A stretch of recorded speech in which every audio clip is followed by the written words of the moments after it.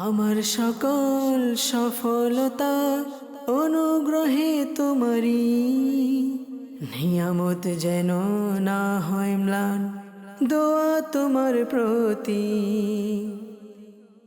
আলহামদুলিল্লাহ রাব্বিল আলামিন, আসসালাতু ওয়াসসালামু আলা সাইয়্যিদিল আমবিয়া ওয়াল মুরসালিন। আম্মা বা'দ, ফাউযু বিল্লাহি মিনাশ শাইতানির রাজিম। বিসমিল্লাহির রহমানির রহিম।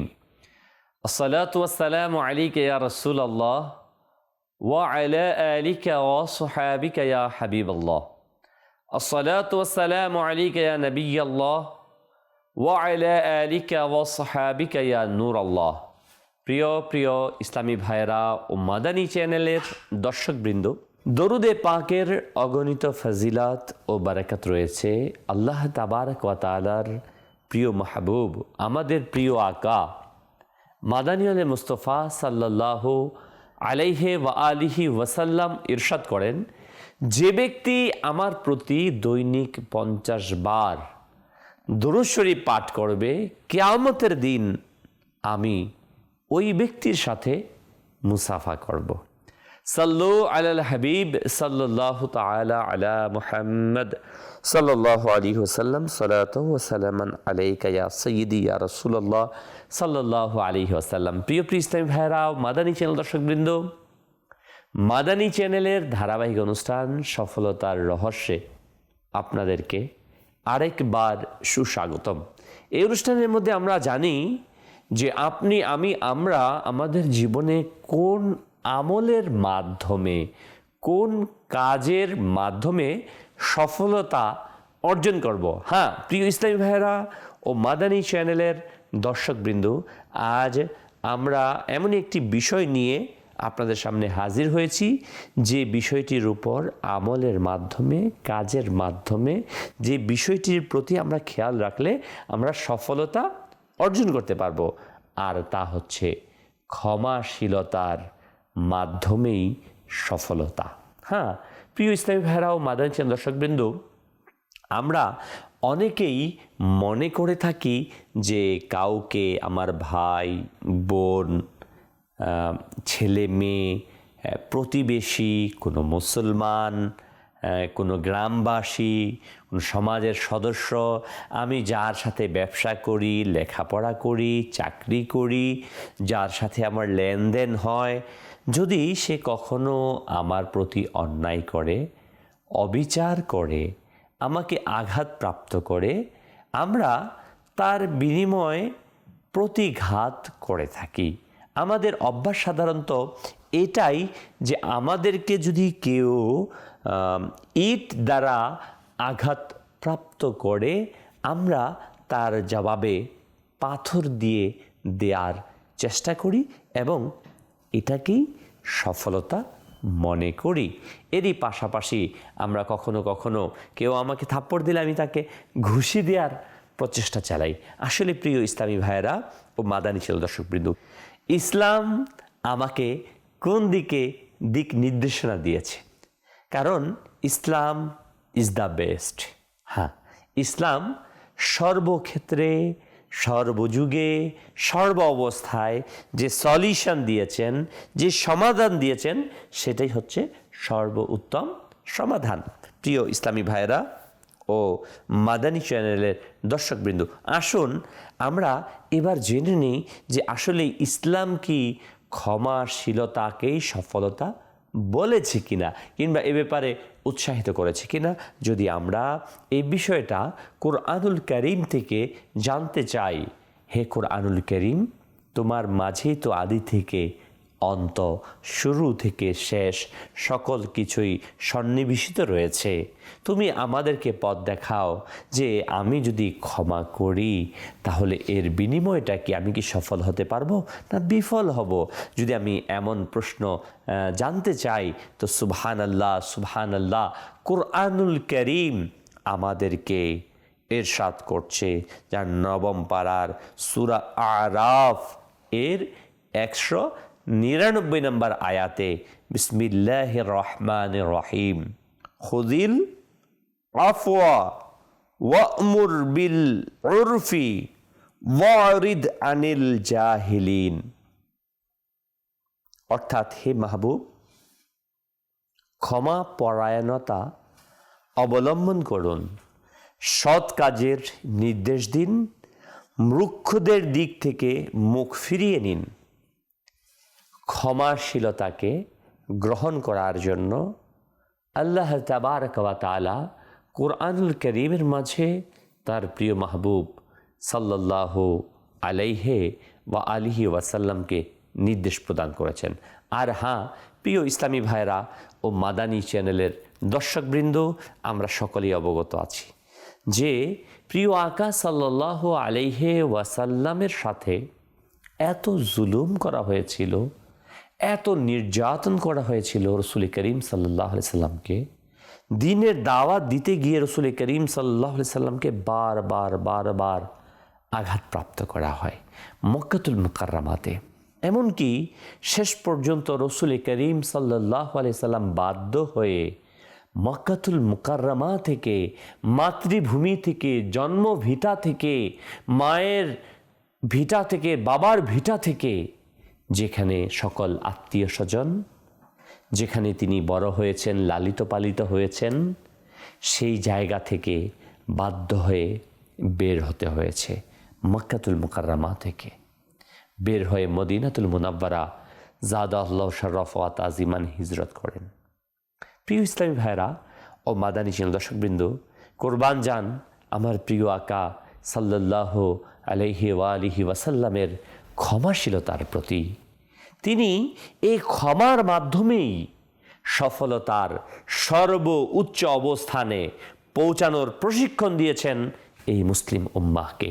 আমাদের প্রিয় আকা মাদানী মুস্তফা সাল্লাল্লাহু আলাইহি ওয়া আলিহি ওয়াসাল্লাম যখন মক্কা থেকে মদিনা হিজরত করেন এবং দীর্ঘদিন পর পুনরায় যখন মক্কাতুল মুকাররমাতে আসেন উমরা করার উদ্দেশ্যে, তখন উমরা করতে দেয়া হলো না, সন্ধি করা হলো। সন্ধির পরে ওই সন্ধির চুক্তিকেও মক্কার অমুসলিমরা, কাফিররা ভঙ্গ করল। তখন রসুল করিম রউফ রহিম সাল্লাল্লাহু আলাইহি ওয়া আলিহি ওয়াসাল্লাম বাধ্য হয়ে কমবেশ উল্লেখযোগ্য সংখ্যক সাহাবায়ে কেরাম আলাইহিম রিদওয়ানদেরকে নিয়ে মক্কাতুল মুকাররমার বিজয়ের উদ্দেশ্যে রওয়ানা হলেন। প্রিয় ইসলামী ভাইয়েরা ও মাদানী চ্যানেল দর্শকবৃন্দ, যখন রসুল করিম সাল্লাল্লাহু আলাইহি সাল্লাম মক্কাতুল মুকাররমাতে এসে অবরোধ করলেন কাবা শরীফের চারদিকে, সবাই স্তম্ভিত হয়ে গেল। পরবর্তীতে যখন বিনা বাধায় মক্কাতে প্রবেশ করলেন, মক্কার কাফির ভয়ে ততস্থ হয়ে গেল। তারা ভাবছিল আজ মুহাম্মদ সাল্লাল্লাহু আলাইহি ওয়াসাল্লাম মক্কাতুল মুকাররমায় রক্তের গঙ্গা বইয়ে দিবে, রক্তস্রোত বইয়ে দিবে। রসুল আকরাম সাল্লাল্লাহু আলাইহি ওয়াসাল্লাম কাবা শরীফের সামনে একত্রিত করলেন এবং বললেন, তোমাদের আজকে কি মনে হয়, আজ আমি তোমাদের সাথে কেমন আচরণ করব? প্রিয় ইসলামী ভাইয়েরা, মাদানী চ্যানেল দর্শক, যে প্রিয় আকা সাল্লাল্লাহু আলাইহি ওয়াসাল্লামকে মক্কাতুল মুকাররমা থেকে ঘর থেকে বের করে দিয়েছে, আসতে চেয়েছে, আসতে দেয়নি, ঘর থেকে বের করে দেওয়ার পর 2 বছর পর বদরের প্রান্তরে গিয়ে তাকে শহীদ করার জন্য প্রচেষ্টা চালিয়েছে, উহুদের মধ্যে আবার আক্রমণ চালিয়েছে, খন্দকের মধ্যে আবার একের পর এক সশস্ত্র আক্রমণ করেছে, মুসলমানদেরকে শহীদ করেছে, প্রিয় আকা সাল্লাল্লাহু আলাইহি ওয়াসাল্লামের প্রিয় ব্যক্তিদেরকে শহীদ করেছে, সরকারে দো আলম সাল্লাল্লাহু আলাইহি ওয়াসাল্লামকে বারবার আঘাতপ্রাপ্ত করেছে যারা, তাদের সকলকে আজকে পেয়েছে হাতের নিচে। সুবহানাল্লাহ। রসুল করিম সাল্লাল্লাহু আলাইহি ওয়াসাল্লাম ইরশাদ করলেন, আজ তোমরা কি মনে করো? তখন তারা বলল, আপনি হচ্ছেন আব্দুল্লাহর ছেলে, আব্দুল মুত্তালিবের ভ্রাতুষ্পুত্র। তারা দয়ালু ছিল, অবশ্যই আমাদের প্রতি দয়া করবেন। দেখুন, যখন ইচ্ছে করলে সকলকে নিঃশেষ করে দিতে পারত, যাকে ঘর থেকে বের করলো, ভিটে মাটি ছাড়া করলো, আত্মীয় স্বজন ছাড়া করলো। যখন সে চলে গেল সুদূর 400 কিলোমিটার দূর মদিনাতুল মুনাওয়ারাতে, সেখানে গিয়ে বারবার আক্রমণ করলো, একবার, দুইবার, তিনবার। আবার যখন শান্তির সাথে উমরা করতে চাচ্ছিল, বাধাগ্রস্ত করা হলো, আবার সন্ধি করা হলো, ওই সন্ধিকে আবার ভঙ্গ করা হলো। একের পর এক অন্যায়, অবিচার, নির্যাতন, নিপীড়ন। ওই অবস্থাতে পৃথিবীর মানুষ কি করত? কোরবান যান আমার প্রিয় আকা মাদানী মুস্তফা সাল্লাল্লাহু আলাইহি ওয়াসাল্লামের প্রতি রাসূল আকরাম সাল্লাল্লাহু আলাইহি সাল্লাম মক্কাতুল মুকাররমাতে সকলকে সাধারণ ক্ষমা ঘোষণা করলেন। আজ তোমাদের কাছ থেকে রক্তের বিনিময় কোনো নেওয়া হবে না, নির্যাতনের কোনো বিনিময় নেওয়া হবে না, বরং রাসূল করিম সাল্লাল্লাহু আলাইহি ওয়াসাল্লাম এমন সুন্দর আচরণ করলেন যে আবু সুফিয়ান এর নেতৃত্বে বারবার আক্রমণ হয়েছিল, তার উপর সেই আবু সুফিয়ানের নাম নিয়ে রাসূল আকরাম সাল্লাল্লাহু আলাইহি ওয়াসাল্লাম ঘোষণা করলেন, যদি তোমরা আবু সুফিয়ানের ঘরে কেউ আশ্রয় নাও, তাকেও ক্ষমা করে দেওয়া। সুবহানাল্লাহ। পৃথিবীর ইতিহাসে এক অনন্য নজির স্থাপন করলেন প্রিয় আকা সাল্লাল্লাহু আলাইহি সাল্লাম ক্ষমার মাধ্যমে। আর সুবহানাল্লাহ, কোরবান যান প্রিয় ইসলামী ভাইরা, মাদানী দর্শকবৃন্দু, তার এই ক্ষমা, তার এই মহানুভবতা, তার এই ক্ষমাশীলতা আরবের মানুষের মাঝে, হৃদয়ের মাঝে এমনভাবে রেখাপাত করলো, দলে দলে হাজারো হাজার লোক এসে ইসলামের ছায়াতলে আশ্রয় নিতে লাগলো, বলতে লাগলো, আর এটাই তো সঠিক, এটাই তো সত্য, এটাই তো হক, এটাই তো ন্যায়, যাকে বারংবার নির্যাতন করা হয়েছে, নিপীড়ন করা হয়েছে, অধিকার থেকে বঞ্চিত করা হয়েছে, অধিকারকে ছিনিয়ে নেওয়া হয়েছে, ওই ব্যক্তি যখন ক্ষমতার মসনদের সমাসীন, ওই মহান সত্তা সবাইকে ক্ষমা করে দিয়েছেন। এটাই তো হক। সকলেই ইসলামের ছায়াতলে আশ্রয় নিতে লাগলো। প্রিয় ইসলামী ভাইরা ও মাদানী চ্যানেল দর্শকবৃন্দু, ইসলাম প্রিয় আকা সাল্লাল্লাহু আলাইহি ওয়াসাল্লাম আমাদেরকে কি শিক্ষা দিলেন? যে বড় থেকে বড় শত্রুকেও ক্ষমা করে দিতে হবে। আর ক্ষমার মাধ্যমে যেই সফলতা, ক্ষমা করার মাধ্যমে যে সাকসেস, এটা অন্য কোনো মাধ্যম দ্বারা অর্জন করা সম্ভবপর না।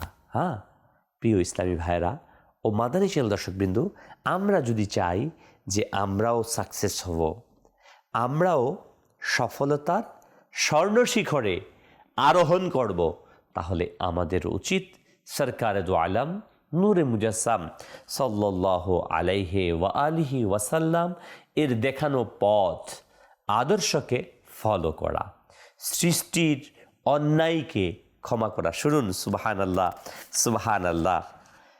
আল মুআজামুল আওসাত হাদিস গ্রন্থের প্রথম খণ্ডের 909 নম্বর হাদিসে বর্ণিত রয়েছে, হযরতে সাইয়্যিদুনা আবু হুরায়রা রাদিয়াল্লাহু তাআলা আনহু থেকে বর্ণিত, নবী আকরাম নূরে মুজাসসাম সাল্লাল্লাহু আলাইহি ওয়াসাল্লাম কি ইরশাদ করছেন? যারা ক্ষমা করব, সুবহানাল্লাহ, যারা মাফ করব, তাদের ব্যাপারে কি আসছে? রাসূল করিম সাল্লাল্লাহু আলাইহি ওয়াসাল্লাম ইরশাদ করেন, যে ব্যক্তির মধ্যে 3টি গুণ, 3টি বৈশিষ্ট্য, গুণাবলী পাওয়া যাবে, আল্লাহ তাবারক ওয়া তাআলা কিয়ামতের দিন তার থেকে সহজভাবে হিসাব নেবেন এবং তাকে স্বীয় রহমতের দ্বারা, অর্থাৎ আল্লাহ তাআলার রহমতের দ্বারা জান্নাতে প্রবেশ করাবেন।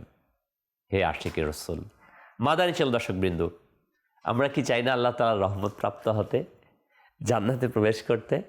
যদি আমরা চাই, তাহলে আমাদের মাঝে এই গুণাবলীগুলোকে নিয়ে আনা উচিত। হযরতে আবু হুরায়রা রাদিয়াল্লাহু তাআলা আনহু বলেন যে আমি আরজ করলাম, হে আল্লাহ আযজা ওয়া জাল্লা রাসূল সাল্লাল্লাহু আলাইহি সাল্লাম, সে 3টি গুণাবলী কি কি?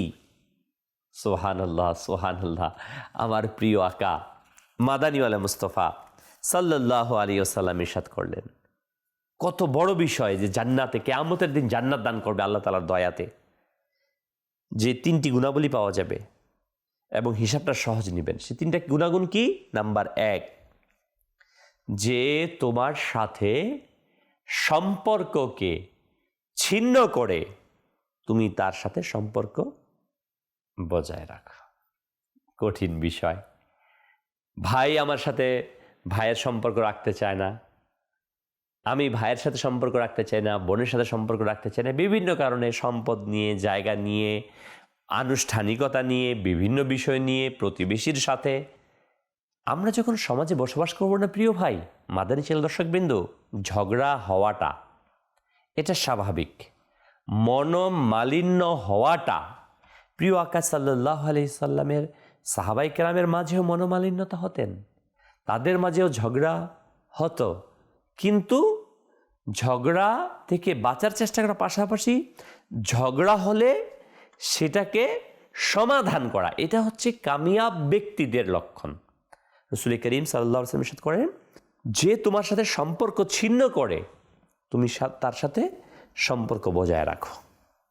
আমাদের মাঝে যদি আমি চাই যে আমাকে আল্লাহ তাআলা কিয়ামতের দিন ক্ষমা করুক, জান্নাত দান করুক, তাহলে যে আমাকে সাথে সম্পর্ক ছিন্ন করবে, আমার ফ্রেন্ড সার্কেলের মধ্যে কেউ, বিশেষত রক্তের সম্পর্কের কেউ, ভাই বোন, চাচা চাচি, ফুপা ফুপি, খালা খালু, নানা দাদা, হ্যাঁ, দেখা যায় আমাদের ক্ষেত্রে আমরা ফ্রেন্ড সার্কেলের সাথে খুব ভালো আচরণ করি, কিন্তু আমাদের আত্মীয় স্বজন যারা আছে, রক্তের আত্মীয়ের বন্ধন, তাদের সাথে আমরা ততটুকু ভালো আচরণ করি না, যেটা কোরআন এবং হাদিস বিরোধী এবং সফলতার পরিপন্থী প্রিয় ভাই।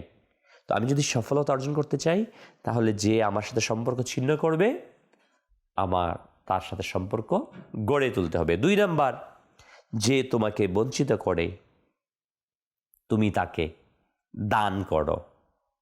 কঠিন বিষয় একটু না? আমাকে বঞ্চিত করবে, আমি তাকে দান করব। ফর এক্সাম্পল, আমার কর্মচারী, সে কী করলো? আমার হককে নষ্ট করলো, তার দায়িত্বকে অবহেলা করলো। আমি কি তার দান করবো? বের হও না? আমার ঘরের কাজের লোক, সে মাসে 5 দিন আসে না, 10 দিন আসে না, বঞ্চিত করছে, আমার হককে হয়তো নষ্ট করছে, আমি তাকে কী করবো? আরও তিরস্কার করি। আমার কোনো আত্মীয় আমার কোনো হককে ব্যবসা বা বিভিন্ন কিছুতে বা সম্পদে আমার সাথে খারাপ আচরণ করেছে, ব্যাড করেছে, খারাপ আচরণ করেছে, আমি তো সাথে সাথে রিপ্লাই দিয়ে দিই না। যদি আমাকে যে বঞ্চিত করেছে, আমি যদি তাকে দান করতে পারি, আল্লাহ তাআলা কিয়ামতের দিন আপনাকে আমাকে ক্ষমা করবেন, জান্নাত দান করবেন। এটাই তো সফলতা। হ্যাঁ, একটি কথা মনে রাখবেন, বাহ্যিকভাবে যে যাই বলুক ভাই, প্রত্যেকের কিন্তু একটি হৃদয় আছে, মন আছে। আপনি কারোর সাথে খারাপ আচরণ করেছেন না, ওই ব্যক্তিকে দেখলেই ওই খারাপ, আপনি যদি মানুষ হয়ে থাকেন, আমি যদি মানুষ হয়ে থাকি, ওই আচরণটা দেখার সাথে সাথেই আমার মনে আসবে এবং আমার হৃদয় আমাকে আঘাত করবে না, ঠিক না? অতএব আসুন না, কেউ যদি আমাকে বঞ্চিত করে, আমি তাকে দান করার চেষ্টা করি। 3 নাম্বার, সর্বশেষ গুণাবলী, রাসূল করিম সাল্লাল্লাহু আলাইহি ওয়াসাল্লাম ইরশাদ করেন, যে তোমার উপর জুলুম করে তুমি তাকে ক্ষমা করে দাও। রাসূল করিম সাল্লাল্লাহু আলাইহি ওয়াসাল্লাম প্রতিনিয়ত তাই করেছেন। সাহাবায়ে কেরাম আলাইহিমুর রিদওয়ান প্রতিনিয়ত তাই করেছেন। হ্যাঁ, প্রিয় ইসলামী ভাইরা, আমাদের বুজুর্গানে দিন রাহিমাহুমুল্লাহিল মুবিন তাই করেছেন। হ্যাঁ, শুনুন, লক্ষ লক্ষ মালিকিদের যিনি নয়নের মণি, মালিকি মাযহাবের যিনি ইমাম মালিক আলাইহি রাহমাতুর রহমান 146 হিজরিতে যিনি ফতোয়া প্রদান করেছিলেন যে যেহেতু আব্বাসীয় খলিফা আবু জাফর ক্ষমতার দাপটে জোরজবস্তি করে প্রজা সাধারণ থেকে নিজের খেলাফতের স্বীকৃতি আদায় করছেন, তাই প্রজা সাধারণের উপর তার উপর খেলাফতের আনুগত্য এবং তাকে খলিফা হিসেবে মানা মোটেই আবশ্যক না। এই বায়াত শরীয়তের দৃষ্টিতে বৈধ গ্রহণযোগ্য বায়াত নয়। ইমাম মালিক আলাইহি রাহমাতুর রহমান এই ফতোয়ার কারণে মদিনা শরীফের গভর্নর জাফর বিন সুলাইমান আব্বাসীর নির্দেশে তাকে ইমাম মালিক রাহমাতুল্লাহ তাআলা আলাইহিকে গ্রেফতার করে তার বিরুদ্ধে নিম্নলিখিত অভিযোগগুলো আনয়ন করেন যে 1, আপনি আব্বাসীয় হুকুমতের বায়াতকে অবৈধ ঘোষণা করেছেন। নাম্বার 2, আপনি আব্বাসীয় খেলাফতের বিরোধিতা ও খলিফাদের প্রতি আনুগত্য না করার জন্য প্রজা সাধারণকে প্ররোচিত করেছেন। নাম্বার 3, আপনি প্রকাশ্যভাবে রাষ্ট্রদ্রোহিতা লিপ্ত রয়েছেন। উপরের উল্লেখিত অভিযোগগুলোর প্রেক্ষিতে ইমাম মালিক রহমতুল্লাহ তাআলাকে অপরাধ সাব্যস্ত করা হয় অপরাধী হিসেবে। তার উপর 100টি বেত্রাঘাত শাস্তি প্রয়োগ করা হয়। কাঁধ থেকে তার হাতের জোড়াকে আলাদা করা হয়, যার কারণে তিনি বাকি জীবনে কখনো হাত উপরের দিকে উঠাতে পারেননি। এই ঘটনা বর্ণনাকারী বলেন, যখন ইমাম মালিক রহমতুল্লাহ তাআলা আলাইহি বেত্রাঘাত করা হয়, তখন আমি ওই জায়গাতে যেখানে শাস্তি দেওয়া হচ্ছিল মহান আশিকে রসুল ইমাম মালিক আলাইহির রহমাকে, আমি সেখানে উপস্থিত ছিলাম। আমি সচক্ষে দেখেছি যখনই তার শরীরে বেত্রাঘাত পড়ত, তখনই তার পবিত্র জবান থেকে এই দোয়া বের হতো, আল্লাহুম্মা গফির লাহুম ফাইন্নাহুম লা ইয়ালামুন। হে প্রভু, আপনি তাদেরকে ক্ষমা করে দিন, কেননা তারা প্রকৃত সত্য সম্পর্কে অনবহিত। বেত্রাঘাতের প্রচণ্ড তীব্রতায় অবশেষে তিনি বেহুশ হয়ে যান। যখন তার জ্ঞান ফিরে পায়, তখন তার জবান মোবারক থেকে সর্বপ্রথম যেই শব্দটি উচ্চারিত হলো তা হলো, হে উপস্থিত লোক সকল, আপনারা সকলে সাক্ষী থাকুন, আমি আমার বেত্রাঘাতকারীদেরকে ক্ষমা করে দিলাম। সুবহানাল্লাহ, সুবহানাল্লাহ, সুবহানাল্লাহ। আল্লাহ তাআলা তার উপর রহমত বর্ষণ করুক, তার সাদকায় আমাদের ক্ষমা হোক। এত নির্যাতন, এত নিপীড়ন, ইসলামের সঠিক কথাই তিনি বলেছিলেন, সঠিক ফতোয়া দিয়েছিলেন তিনি, কিন্তু যেহেতু রাষ্ট্রীয় ক্ষমতার বিরুদ্ধে গিয়েছে, এজন্য তার উপর নির্যাতন করা হয়েছে। কিন্তু তিনি এতই মহানুভবতা, ক্ষমা করে দিলেন। আমাদের বুজুর্গানের দিনরা তাই করেছেন না? এই যে দেখুন, আজকে তিনি ক্ষমা করেছেন বিধায় আজকে আমরা শত শত বছর পর, প্রায় 1300 বছর কমবেশ পরেও ইমাম মালিক রহমতুল্লাহ আলাইহির গুণকীর্তন করছি। আজকে আমরা এখানে দাঁড়িয়ে তার গুণকীর্তন শুনছি আমরা, কারণ তিনি মহানুভবতার কাজ করেছেন। তিনি ক্ষমা করে সকলের হৃদয়কে জয় করে নিয়েছেন, সফলতার স্বর্ণ শিখরে আরোহণ করেছেন। হে মাদানী চ্যানেল দর্শকবৃন্দ, আপনিও যদি সফলতা চান, আমিও যদি সফলতা চাই, তাহলে আমাদের কাজ হবে আমরা যেন আমাদের সাথে যারা সম্পর্কিত তাদেরকে ক্ষমা করার অভ্যাস করি, অপর ভাইকে ক্ষমা করে দেই। হ্যাঁ, প্রিয় ইসলামী ভাইয়েরা ও মাদানী চ্যানেলের দর্শকবৃন্দ, সুবহানাল্লাহ। হযরতে সাইয়্যিদুনা আনাস রাদিয়াল্লাহু তাআলা থেকে বর্ণিত, একবার রসুল আকরাম নূরে মুজাসসাম সাল্লাল্লাহু আলাইহি ওয়াসাল্লাম আমাদের মধ্যে তাশরিফ আসলেন। তখন তিনি মুচকি হাসছিলেন। হযরতে সাইয়্যিদুনা ওমর রাদিয়াল্লাহু তাআলা আনহু বিনীতভাবে আরজ করলেন, ই আল্লাহ রসুল সাল্লাল্লাহু আলাইহি সাল্লাম, আপনার জন্য আমার পিতামাতা উৎসর্গিত হোক, কোরবান হোক, আপনার মুচকি হাসার কারণ কি? তখন অদৃশ্য সংবাদদাতা নবী, গায়েবের সংবাদদাতা নবী হুজুর সাল্লাল্লাহু আলাইহি ওয়াসাল্লাম ইরশাদ করলেন, আমার দুইজন উম্মত আল্লাহ তাবারক ওয়া তাআলার দরবারে নত জানু হয়ে বসে একে অপরের বিরুদ্ধে অভিযোগ করে বলবে, হে পরওয়ারদিগার, তার এবং আমার মধ্যে ইনসাফ ভিত্তিক বিচারের ফয়সালা করুন। সে পৃথিবীতে ইহকালে আমার উপর জুলুম করেছিল। তখন আল্লাহ তাবারক ওয়া তাআলা বাদীকে বলবে, অসহায় বিবাদী এখন কি করবে? তার নিকট তো কোনো পূর্ণ অবশিষ্ট নেই, কোনো সওয়াব নেই তার নামায় আমলে। প্রিয় ইসলামী ভাইয়েরা, অত্যাচারিত তখন বাদী তখন বলবে, তাহলে প্রভু আপনি আমার পাপসমূহ তার জিম্মায় দিয়ে দেন, আমার যে গুনাহ আছে এই গুনাহটাকে তাকে দিয়ে দেন। এই পর্যন্ত বর্ণনা করে সরকারে দু আলম সাল্লাল্লাহু আলাইহি ওয়াসাল্লাম কান্নায় ভেঙে পড়লেন, কাঁদতে লাগলেন।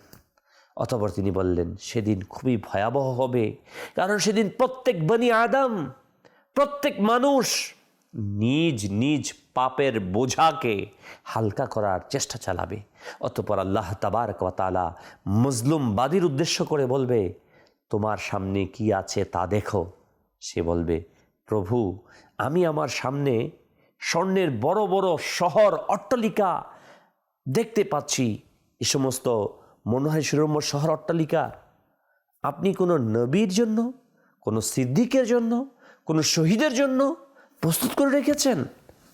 যে মামলা করেছিল সে কথা বলতে থাকবে। বিশাল বিস্তীর্ণ শহর, যেখানে স্বর্ণের মণিমুক্তা জাহারাতের থাকবে এই ভবনগুলো, ওই শহর বিশাল বিস্তীর্ণ শহর। এবং সে বলতে লাগবে, এটা কাদের জন্য? শহীদের জন্য, নবী রাসূলের জন্য। কার জন্য? মহান আল্লাহ তাবারক ওয়া তাআলা ইরশাদ করবেন, সুবহানাল্লাহ। কি ইরশাদ করবেন? এটা কোনো নবীর জন্য নয়, এটা কোনো সিদ্দিক বা শহীদের জন্য নয়, বরং এটা ওই ব্যক্তির জন্য যে এইগুলোর মূল্য পরিশোধ করতে পারবে, সক্ষম হবে, এটার মূল্যকে দিতে পারবে, প্রদান করতে পারবে। তখন মজলুম বান্দা বলবে, এমন কোনো লোক আছে যে এগুলোর মূল্য পরিশোধ করবে? তখন আল্লাহ তাআলা বলবেন, তুমি এগুলোর মূল্য পরিশোধ করতে পারবে। সে বলবে, প্রভু, আমার মতো নিঃস্ব অধম লোক কিভাবে এগুলোর মূল্য পরিশোধ করতে সক্ষম হব? তখন আল্লাহ তাবারক ওয়া তাআলা বলবেন, তুমি তোমার বিবাদী, যার বিরুদ্ধে তুমি মামলা করেছো, ওই বিবাদী ভাইয়ের নিকট প্রাপ্ত তোমার সকল পাওনা যদি ক্ষমা করে দাও, তাহলে ওই সমস্ত সুরম্য শহর, প্রাসাদের মূল্য আদায় হয়ে যাবে। সে বলবে, হে প্রভু, আমার নিকট আমার সকল পাওনা আমি ক্ষমা করে দিলাম। তখন আল্লাহ তাবারক ওয়া তাআলা বলবে, তুমি তোমার বিবাদী ভাইয়ের হাত ধরে উভয় একসাথে জান্নাতে চলে যাও। সুবহানাল্লাহ, সুবহানাল্লাহ। অতঃপর রাসূল করিম সাল্লাল্লাহু আলাইহি ওয়াসাল্লাম ইরশাদ করেন, তোমরা আল্লাহকে ভয় করো, মানুষের মধ্যে সমঝোতা করে দাও, কারণ আল্লাহ তাআলা কিয়ামতের দিন মানুষের মাঝে আপোষ, মীমাংসা, সমঝোতা করিয়ে দিবেন। প্রিয় প্রিয় ইসলামী ভাইয়েরা ও মাদানী চ্যানেলের দর্শকবৃন্দ, আমরা শুনলাম কিয়ামতের দিনের সেই ঘটনা, যে আল্লাহ তাআলা আমাকে আপনাকে হয়তো মীমাংসা করিয়ে দিবে।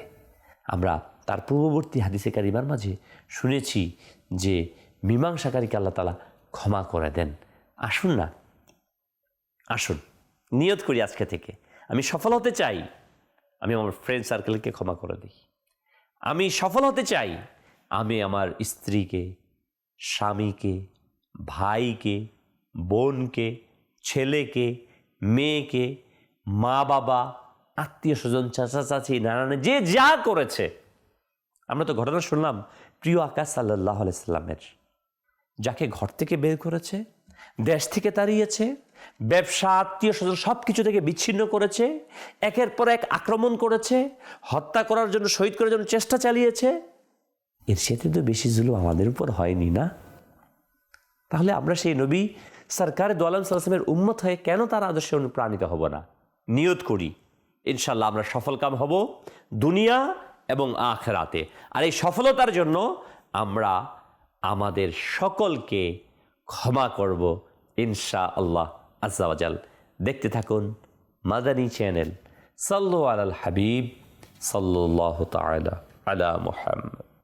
আমার সকল সফলতা অনুগ্রহে তোমারি, নিয়ামত যেন না হয় ম্লান, দোয়া তোমার প্রতি।